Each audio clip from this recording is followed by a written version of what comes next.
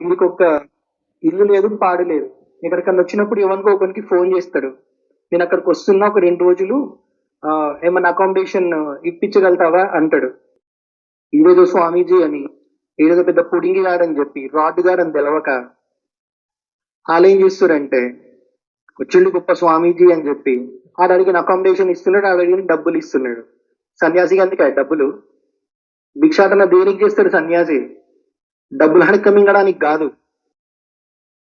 ఆ 3 ఏదైతే ఫుడ్ కావాలో శరీరం నించోబెట్టుకోవడానికి, దట్టు దేవుడి నామస్మరణ చేయడానికి, దానికి నీకెందుకే డబ్బులు? ఏం పీకినవన్నీ నీకు డబ్బులు ఇవ్వాలి. చూడండి,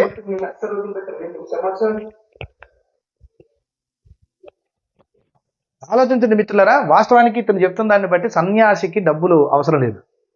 సన్యాసి వాళ్ళ హిందూ ఆశ్రమం ప్రకారం సన్యాసాశ్రమం అంటారు వాళ్ళు.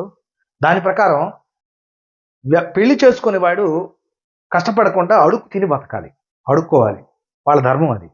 ఇప్పుడు వాస్తవానికి వీడు సన్యాసి కదా, వీడు ఏం చేయాలి?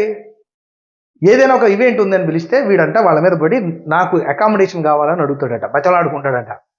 అక్కడికి వెళ్ళాక పాపం తెలియని అమాయకులే, పిలిచిన వాడికి తెలిసి వీడు వెదవని, ఆ తెలియని అమాయకులే గురువుగారు అని కాళ్ళు పట్టుకుంటారు. ఎందుకంటే